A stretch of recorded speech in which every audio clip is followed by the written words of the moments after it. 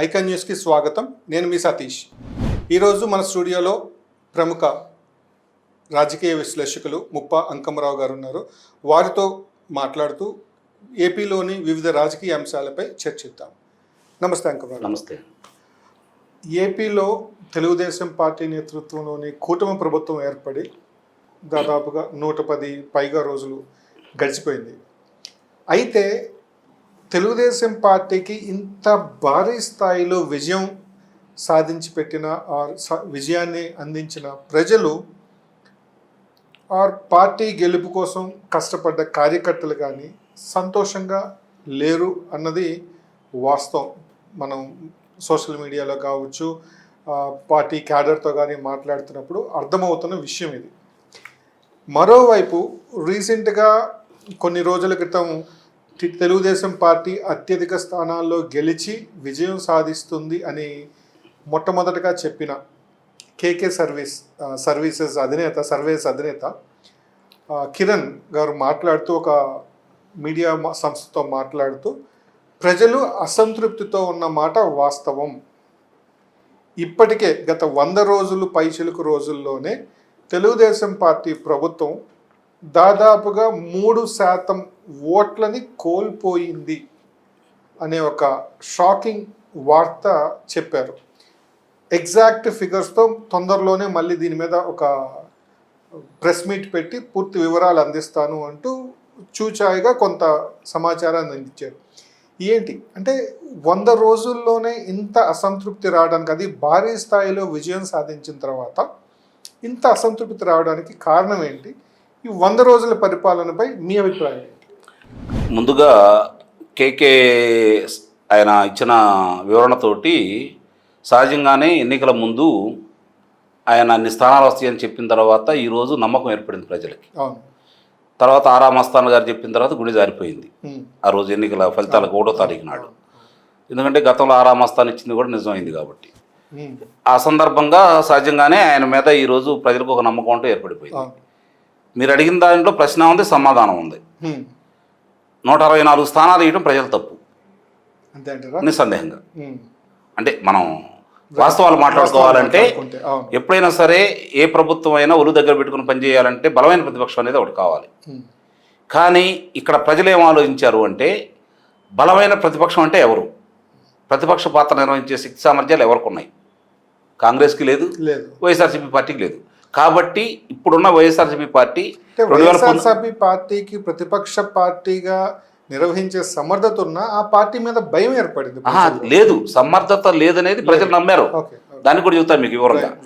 2019 నుంచి 2024 వరకు ఇతని పరిపాలన ఎలా ఉంటుందో తెలియక, తండ్రి ఏదో ఈ రాష్ట్రానికి మేలు చేశాడు, చాలామందికి లబ్ధి చేకూర్చాడు అన్న ఉద్దేశంతో ఆయన పరిపాలన నేను అందిస్తాను, ఆయన చిత్రపటం పక్కన నా చిత్రపటం పెట్టుకుంటాను, 30 సంవత్సరాలు నేనే అధికారంలో ఉంటాను అనే మాటలు చెప్పి ప్రజలకి అలివిగానే హామీలు ఇచ్చేసి, అంతకుముందు ప్రభుత్వం చేసిన మంచి పనులు కూడా చెడుగా చిత్రీకరించి 1కి 10 సార్లు చెప్పి నమ్మించి విజయం సాధించాడు. అధికారంలోకి వచ్చిన తర్వాత అసలు సిసలైనటువంటి జగన్మోహన్ రెడ్డిని ప్రజలు చూశారు. రాజకీయ నాయకుడిగా కాకుండా ఒక వ్యాపారస్తుడిగా, ఒక ముఠా నాయకుడిగా కానీ ప్రవర్తించాడే తప్ప రాష్ట్రానికి ముఖ్యమంత్రి అనే ఆలోచన ఎక్కడా చేయలేదు ఆయన. ప్రతిపక్ష హోదా కూడా ఇతనికి ఇచ్చినా కూడా తప్పే అనే భావంతో వాళ్ళు తిరస్కరించారు. ఇక్కడ మీరు కూడా బాగా మీరు ఆలోచించండి. ఎక్కడైతే 49 స్థానాలు కట్టబెట్టినటువంటి ఆయన సొంత ప్రాంతమైనటువంటి రాయలసీమ ప్రాంతంలో 3 కదా వచ్చినప్పుడు, చిత్తూరు జిల్లాలో చంద్రబాబు నాయుడు గారు గెలిచారు, అనంతపురం జిల్లాలో బాలకృష్ణ గారు గెలిచారు, పయ్యావుల కేశవ్ గారు గెలిచారు. అంటే 3 మాత్రమే, అంటే 49 స్థానాలు వచ్చిన చాట ఈరోజు 7 స్థానాలకే పరిమితం అయిపోయారు. అంటే 42 స్థానాలు అక్కడే కోల్పోయినాయి. అంటే రాష్ట్ర వ్యాప్తంగా కోల్పోయారు, అది వేరే విషయం. అంటే తన సొంత ప్రాంతంలో తన జిల్లాలో 7 స్థానాలు కోల్పోయారు. అంటే ఇక్కడ ఆలోచించుకోవాల్సిన ప్రజలు ఏ విధంగా అతను చేసిన పరిపాలన మీద వ్యతిరేకతతో తీర్పిచ్చారని స్పష్టంగా అర్థమైపోయింది కదా. ఇప్పుడు మీరు 100 రోజుల పరిపాలన గురించి మనం మాట్లాడుకుంటా ఉంటే ఎవరు అసంతృప్తిగా ఉన్నారు అనే దాని మీద కేకే గారు ఒక సర్వే చేశారని చెప్పి చెప్తున్నారు మీరు. ఆయన కూడా వివరణ ఇచ్చాడు.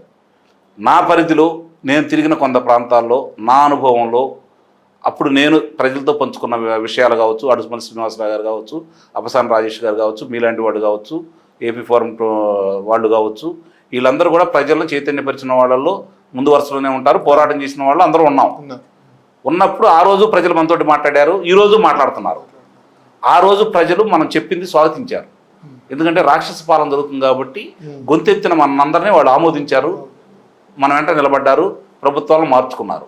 ఈరోజు మీరు చెప్పిన దాంట్లో కానీ కేకే చెప్పిన దాంట్లో ఒక దాంట్లో మాత్రం నేను పూర్తిగా విభేదిస్తున్నా. ప్రజలు అసంతృప్తిగా లేరు. ఎందుకు లేరు అంటే ప్రజల్లో పెన్షన్దారులు ఉన్నారు, వాళ్ళ గతం కంటే 1000 రూపాయలు అదనంగా వస్తున్నాయి. వికలాంగులు ఉన్నారు, వాళ్ళ గతం కంటే డబ్బులు వస్తున్నాయి.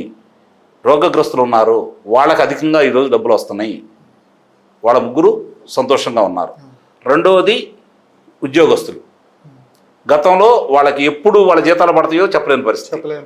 1వ తారీఖు లేదా 2వ తారీఖులో వాళ్ళ పడుతున్నాయి. విశ్రాంత ఉద్యోగస్తులు, వాళ్ళకి డబ్బులు పడుతున్నాయి. రెండవది ప్రజలు ప్రశాంతంగా బతుకుతున్నారు. గతంలో ప్రజలను ఇబ్బంది పెట్టారు, ప్రశ్నించిన వాళ్ళని ఇబ్బంది పెట్టారు. ఇవాళ ఆ పరిస్థితి లేదు కదా, ప్రజలు ప్రశాంతంగా ఉన్నారు.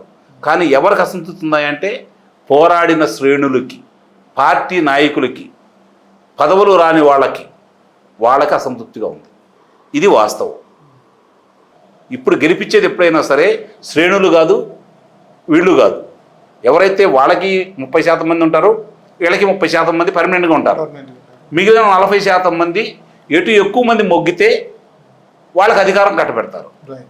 ఇప్పుడు మనం గమనించుకోవాల్సిన అవసరం ఏంటంటే ఎవరు చేసినా శాస్త్రీయబద్ధంగానే చేస్తారు కాబట్టి ఎవరైనా క్షేత్రస్థాయిలో ఎవరిని అడగాల? ప్రజలను అడగాల. ప్రజల్లో మార్పు వచ్చినప్పుడు ప్రభుత్వాలు మారుతాయి. ప్రజలు ప్రభుత్వానికి సానుకూలంగా ఉన్నారా లేదా? ఈరోజు ఎంత సానుకూలంగా లేకపోతే ప్రజల్లో ఎంతో కొంత తిరుగుబాటు మొదలయ్యేది కదా. గతంలో అంటే భయపడి తిరుగుబాటు చేయలేకపోయారు, ఇప్పుడైతే బహిరంగ తిరుగుబాటు చేస్తారు కదా. కానీ ఇంకా అసంతృప్తిగా ఎవరున్నారు అంటే ఆ ప్రభుత్వంలో హత్యలు గావించబడ్డ కుటుంబాల వాళ్ళు, ఆస్తులు పోయిన వాళ్ళు, ఆక్రమణలు ఎవరైతే వాళ్ళ స్థలాలు ఆక్రమించుకున్నారో ఆ బాధితులు, వాళ్ళు ఇప్పుడు రగిలిపోతానే ఉన్నారు ఈ ప్రభుత్వం మీద. ఈ రాష్ట్రాన్ని పునర్నిర్మాణం చేసుకునే భాగంగా వీళ్ళకి అవకాశం ఇచ్చారు. 164 మంది శాసనసభ్యులు ఉన్నారు వీళ్ళకి. 21 మంది లోక్సభ సభ్యులు ఇక్కడ నుంచి ప్రాతినిధ్యం వహిస్తూ ఉన్నారు. ఈరోజు 164 మంది గెలిచిన వాళ్ళల్లో ఓడిపోయిన వాళ్ళు వివిధ పార్టీల్లో ఈ మిత్రపక్షాల్లో చేరుతుంటే ప్రజలు సహించలేకపోతున్నారు. వాళ్ళు అవినీతి పనులు ఉన్నారు కదా, వాళ్ళలో హంతకులు ఉన్నారు కదా, వాళ్ళలో దోపిడీదారులు ఉన్నారు కదా.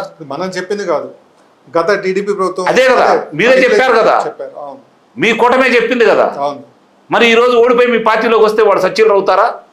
దీన్ని ప్రజలు అంగీకరించలేకపోతున్నారు. దీని మీద వ్యతిరేకత ఉంది. ఇవన్నీ సరి చేసుకోవాల్సిన బాధ్యత ఈరోజు ఎవరి మీద ఉంది? అధికార పక్షం కంటే కూడా తెలుగుదేశం పార్టీ మీదే ఉంది.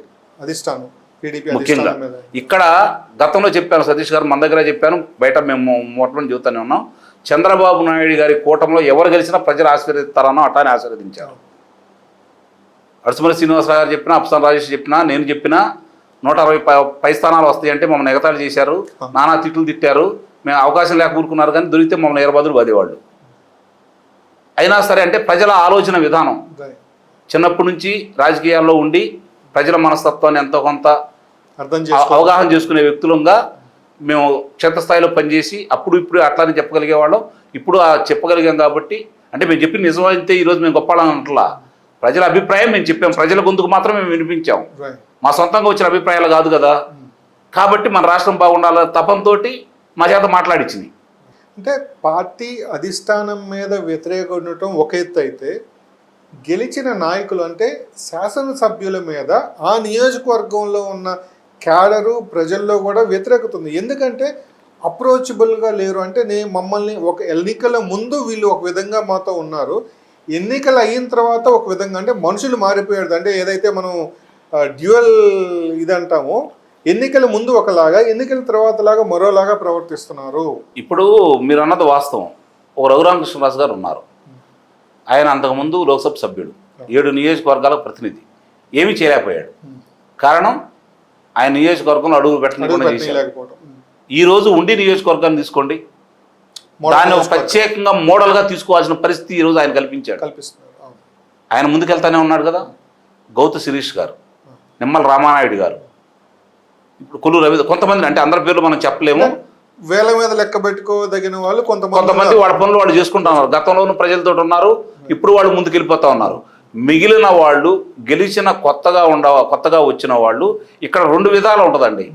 2 విధాలు ఉంటుంది. ఒకటి, సతీష్ గారు, నేను సతీష్ గారికి సహాయం చేశాను, సతీష్ గారు నాకు సహాయం చేశారు, అదృష్టం బాగుండి నాకు అందలం ఎక్కే అవకాశం నాకు దొరికింది. నేను సతీష్ గారిని మర్చిపోతున్నా, సహాయం చేసిన వ్యక్తిని నేను మర్చిపోతున్నా. నా చుట్టూ ఉండేవాళ్ళు, ఎందుకంటే సతీష్ గారు రేపు పొద్దున్న నా పక్కన ఉంటే సహాయం చేసిన వ్యక్తిని నేను గుర్తింపిస్తే ఆయన ఎవరైతే అందరినీ సమీకరించారో వాళ్ళందరూ ఆయన దగ్గరికి వెళ్తారనే ఒక అభద్రతా భావం ఇళ్ళలో ఏర్పడుతుంది ఇప్పుడు నేను గమనించింది. కాబట్టి సతీష్ గారిని దూరంగా పెట్టామనుకోండి, వాళ్ళందరూ నా దగ్గరికి వస్తారని చెప్పనే అత్యాశతో ఉన్నారు వీళ్ళు. కానీ వాళ్ళు సతీష్ గారిలో ఉన్నటువంటి నిబద్ధతను దృష్టిలో పెట్టుకొని ఆయన మాటలు నమ్మి రేపు పొద్దున శాసనసభ్యుడు అందుబాటులో లేకపోయినా కూడా సతీష్ గారు అందుబాటులో ఉంటారన్న ఉద్దేశంతో సహకరించిన వ్యక్తులు వాళ్ళు. ఆ చిన్న ఆలోచన మర్చిపోతున్నారు వీళ్ళు. మేము ఒక సోషల్ మీడియా పోల్ కండక్ట్ చేసినప్పుడు 164 మంది గెలిచిన శాసనసభ్యుల్లో కనీసం 50 నుంచి 60 మంది పైగా జీవితంలో మళ్ళీ ఎమ్మెల్యే కాలేరు. అంటే వాళ్ళ మనస్తత్వం కావచ్చు, వాళ్ళ బిహేవియర్ కావచ్చు, ప్రజలతో వాళ్ళు యాటిట్యూడ్ కావచ్చు, ఈ మూడింటిని అంచనా వేసుకొని ప్రజలు ఓటింగ్ చేస్తుందంటే 50 నుంచి 60 మంది మళ్ళీ జీవితంలో ఎమ్మెల్యే కాలేరు, వాళ్ళకి ఆ ఎమ్మెల్యే అవ్వడానికి అర్హత లేదు. ఇప్పుడు కేవలం ఆ వేవ్లో కొట్టుకొచ్చారు తప్పితే. నిస్సందేహంగా దాన్ని నేను కూడా ఎక్కిపిస్తాను. అందులో అనుమానం ఇప్పుడు కూడా అర్థం కావట్లేదు వాళ్ళకి.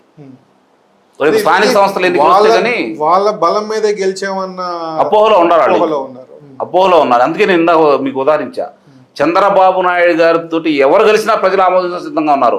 ఎందుకంటే ఈ రాష్ట్రాన్ని తిరిగి గాడిలో పెట్టగల సమర్థుడు చంద్రబాబు నాయుడు గారు కాబట్టి. దానికి ప్రత్యక్ష ఉదాహరణ నిన్న విజయవాడలో జరిగినటువంటి వరదల ఉదంతం కనుక మనం చూసుకుంటా ఉంటే చాలా స్పష్టంగా అర్థమైపోయింది ఆయన పనితీరు, అనుభవం ఎలా ఉంటుంది అనే దానికి. నిస్సందేహంగా అక్కడ పడవల ఉదంతం కావచ్చు, ఆ కట్టని పాల్గొట్టి ఇబ్బంది పెట్టాలనే 2-3 సార్లు గండీలు కొట్టిన విషయం కూడా వాస్తవం, మనం కాదనలేని విషయం. గండీలు పడ్డబాట వాస్తవం. ఎందుకు పడ్డాయి గండీలు? మట్టి కూడా ఎత్తుకెళ్ళారు కాబట్టి, కట్టల మట్టి కూడా బలహీనంగా ఉన్నాయి కాబట్టి కొట్టుకుపోయినాయి. ప్రకాశం బ్యారేజీని పగలగొట్టాలని ప్రయత్నం చేశారు. ఇన్ని కుట్రకోణాలు ఉన్నప్పుడు ఆయన ముందుగానే గమనించి ఆయనకున్న సమాచారాన్ని బట్టి 14 మంది మంత్రులను అక్కడ నియమించాడు. 34 మంది శాసనసభ్యులను పెట్టుకొని కాలువ కట్టల మీద వాళ్ళని కాపాదారులు చేశాడు చంద్రబాబు నాయుడు గారు. పహరా గాయించాడు కదా. ఇవన్నీ స్పష్టంగా కనపడతానే ఉన్నాయి కదా. ప్రజలు ఇది కూడా గమనిస్తున్నారు. ఈ ప్రభుత్వం మీద ఎంతో కొంత ఉపశాంతి మన విజయవాడ వరదలు. ప్రజలు ఇబ్బంది పడ్డా ప్రభుత్వం మీద కొంత సానుకూలత అనేది వచ్చింది. అక్కడ కూడా మీరు అన్నట్టు కొంతమంది శాసనసభ్యులు ఎందుకు పాల్గొనలేదనే ఉదంతం కూడా బయటకు వచ్చేసింది. కాబట్టి మీరు చెప్పిన దాంట్లో 100% నిజమైతే ఉంది. సో ఇది కేవలం ఆరంభమే కాదు కాబట్టి 100 రోజులు 110 రోజులే కాబట్టి ఇప్పుడు 100 రోజుల గురించి చూసుకుందాం సతీష్ గారు. ఇప్పుడు 100 రోజులు చూసుకుందాము. ఈరోజు రాష్ట్రం సాధించిందని ఒకసారి చూసుకుందాం. మనం గతంలో ప్రతి శుక్రవారం నాడు రిజర్వ్ బ్యాంక్కి ఇండియన్ పెట్టేసి అప్పు కోసం వెళ్ళేసి మంగళవారం నాడు తెచ్చుకునే పరిస్థితి. ఈరోజు ఏంటి పరిస్థితి? చివరి మంగళవారం నాడు మాత్రమే తీసుకుంటున్నారు. ఈరోజు తీసుకున్నారు, గత 5 వారాలు తీసుకోలేదుగా. మళ్ళీ ఈ నెలలో పూసుకోవట్లా, చివరిలో తీసుకున్నారు. ఎందుకంటే నవంబర్ 1కి మళ్ళీ కావాలి కాబట్టి శాలరీ పెట్టారు. చూడండి మీరు, మీ దగ్గర ఉంటుంది కదా, నాకంటే మీకే తొందరగా వస్తాయి అవన్నీ. 3,000 మాత్రమే తీసుకున్నారు. ఇప్పుడు వచ్చే నెల 3,000 మాత్రమే తీసుకున్నారు. ఇది కూడా రిజర్వ్ బ్యాంకు వాళ్ళు విధించిన నిబంధనల ప్రకారం, ఆర్బీఐ నిబంధనల ప్రకారం మాత్రమే తీసుకుంటున్నారు. రెండోది, మే నెలలో ఉంది ఇదే ప్రభుత్వం, మార్చిలో ఉంది ఇదే వైఎస్ఆర్సీపీ ప్రభుత్వం. అంటే ఏప్రిల్ నుంచి కదా మన లెక్క. ఏప్రిల్లో ఉంది వైఎస్ఆర్సీపీ ప్రభుత్వం, మేలో ఉంది వైఎస్ఆర్సీపీ ప్రభుత్వం, జూన్లో ఉంది వైఎస్ఆర్సీపీ. 4-12 దాకా 4వ తారీఖు ఫలితాలు వచ్చిన దాకా వాళ్లే కదా. అంటే త్రైమాసికంలో ఉన్న ముందు 3 నెలలు వాళ్లే కదా. అప్పుడు తీసుకున్న అప్పెంత, వీళ్ళు వచ్చిన తర్వాత తీసుకున్న అప్పెంత. సరే, వచ్చినటువంటి మనకు వచ్చిన పరిశ్రమలు ఏంటి, కేంద్ర ప్రభుత్వం నుంచి ఇచ్చిన సహాయం ఏంటి? దానికన్నా చూసుకుంటే ఇప్పుడు రాజధాని ప్రాంతాన్ని అభివృద్ధి చేయడం కోసం 15,000 కోట్ల రూపాయలు విదేశీ రుణాలు ఇప్పిస్తుంటే పూర్తిగా 90% ఇంతకుముందు కేంద్రం, 10% ప్రభుత్వం కట్టుకోవాలి. అంటే 1,500 కోట్లు.